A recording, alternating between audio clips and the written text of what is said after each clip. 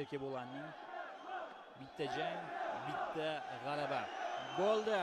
Keldi markazga ikki sportchi ham. Jang boshlanish arafasida do'stlar. Kuzatamiz jarayonni. Mana bu 100-100 kelgan holatda Erkebulan biroz bo'yi uzunroqdek ko'rindi. Lekin bu chalg'ituvchi holat bo'lishi mumkin. Optik illyuziya.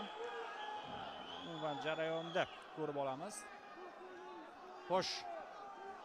Profbox All Stars promotorlik kompaniyasi tomonidan kecha va markaziy jang ringdagi 3-shaxs Sobir Hakimov xalqaro toifadagi hakam.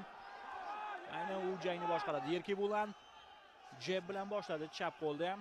Nikulin kuzatyapti jarayonni. Yana jeb Nikulindan. Erkebulanning zarbalarini ko'ryapsiz.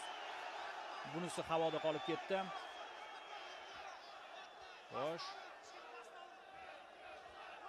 Chap qo'l. Erkebulanning zarbasi kuchli chiqdi.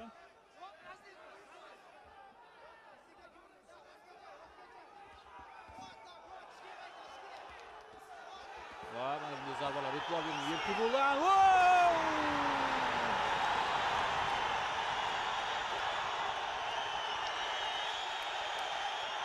Knockdown holati.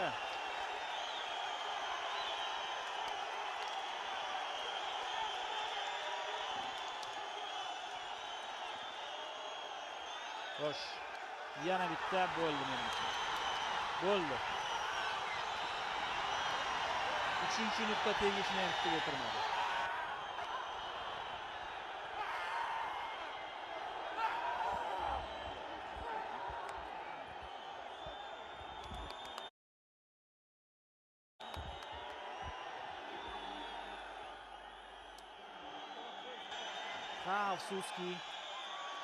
Afsuski birinchi raundning o'ziga g'olib ma'lum bo'lyapti. Afsuski